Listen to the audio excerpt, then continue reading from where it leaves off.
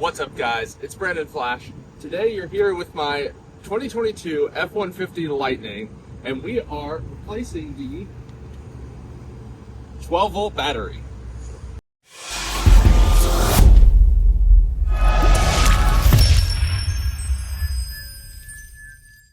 Whenever I get a new car, the first thing I do to both protect and refresh it, whether it's new or used, is put in brand new floor mats.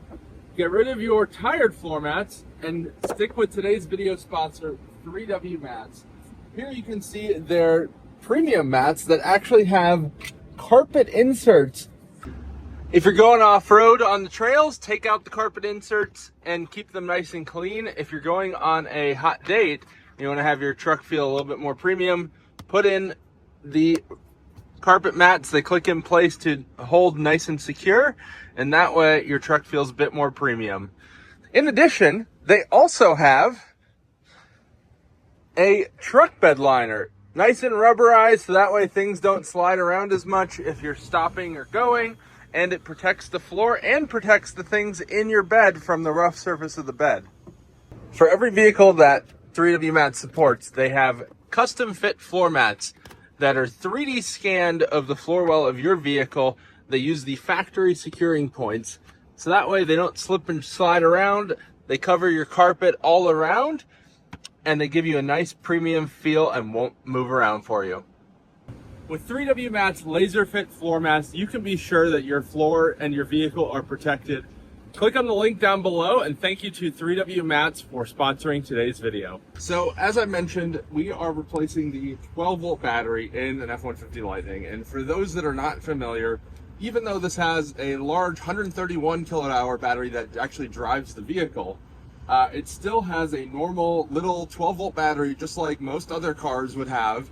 And this is what powers all the low voltage electronics. So basically all the non-EV stuff is powered by this.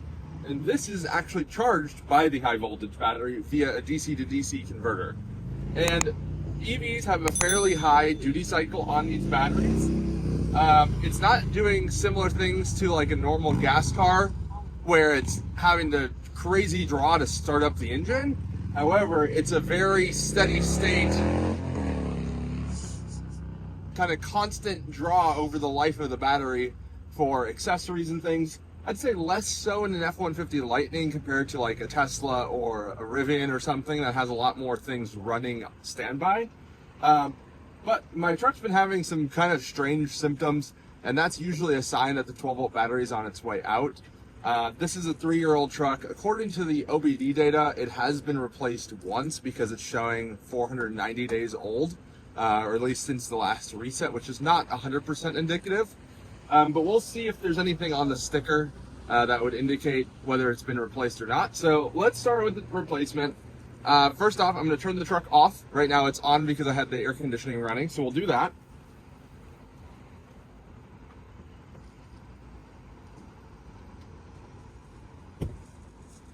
So truck is now off. I would also recommend having the window rolled down, at least on the driver's side, and I would have your actual key handy just in case that way you get locked out of the truck or something.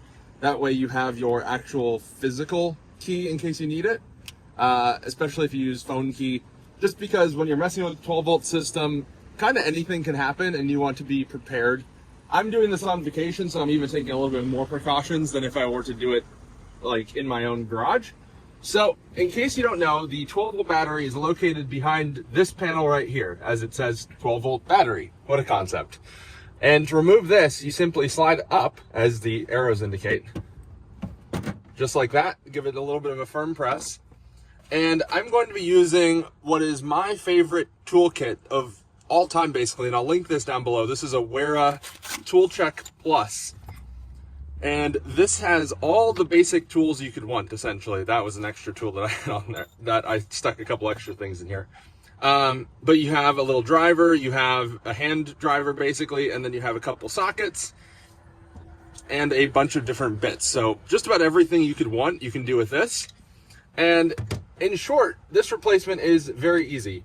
We're going to be removing the bolt down there that holds the battery in place. That appears to be an 8mm. Let's confirm that theory. Yep, that is an 8mm socket. And then we're going to be removing the connections onto the battery itself. That looks to be maybe a 10mm, I think. Nope, I guess it's a 12.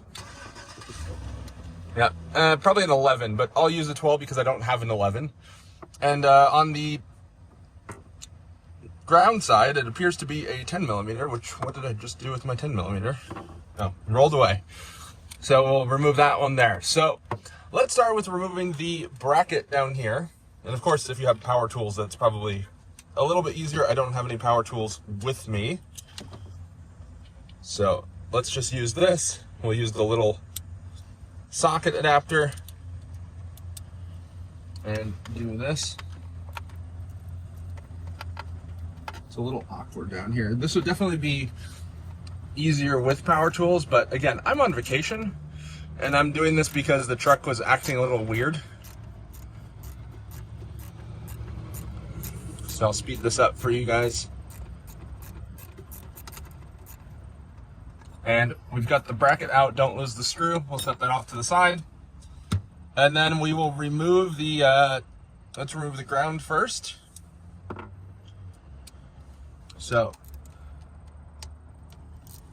you don't have to remove this all the way.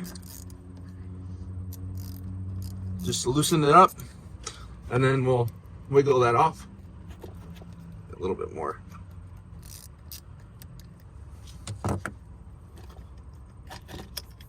So we'll set that off to the side here, and then we will remove the positive terminal. Use an 11mm if you have it, but these aren't that snug, so it's not the end of the world.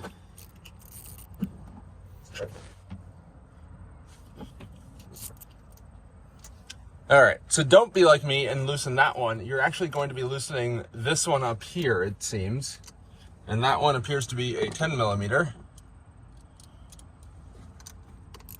which actually makes things a little bit easier. So you can see how that loosened up that clamp. And then we'll remove that as well. Just like that. So we'll kind of hold those off to the side.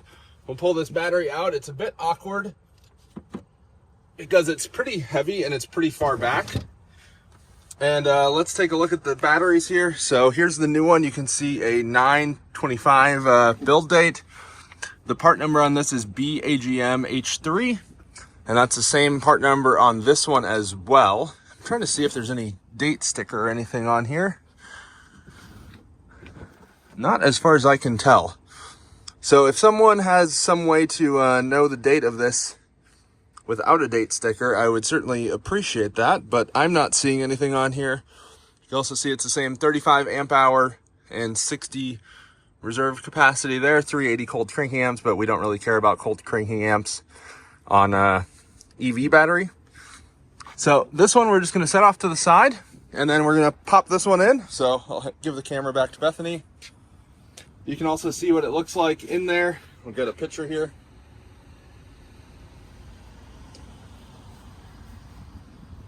Some pictures. So we will set this one in there, and just like the original, so I'll set it with the terminals facing us. It kind of only goes in there one way. It kind of locks into place. You've got some tabs on the side, and then you have the actual bracket, of course, that we're going to put back, and then that's what clamps it down in there. So we'll set that in there. We'll just kind of screw this in by hand first. That way we don't cross-thread it or anything. And then we'll go back to our 8mm. And we'll snug that down. I don't have a torque value, don't over tighten it, but you'll know when it's tight enough. It will just kind of stop, and the battery's not going anywhere. So just a little. All right, there we go. And now we will do the positive first. So we'll make sure that that's nice and firm on there. Just like that. And then we will tighten that down with our 10mm. using the same bolt over here.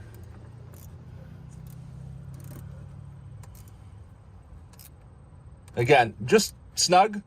You want to make sure it can't move at all, and then we'll put this cover back on just for safety.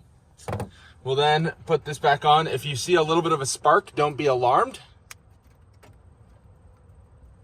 Just like that. And you, of course, want to be mindful to not touch the positive and the negative at the same time, of course. So just like that, we're now nice and snug. And just like that, the 12-volt battery is replaced. However, we are not done. We need to do a 12-volt battery reset procedure, which we'll go inside the truck to do. But first, let me pick up my tools. And now we're in the truck, and the screen powered on when we first got in, which you can see there, shut off since I didn't turn the truck on. But now we're going to be doing a 12-volt battery reset. And this is important because as the battery ages, it charges differently. And the battery 12-volt BMS, battery management system, needs to be able to be aware that the battery was reset.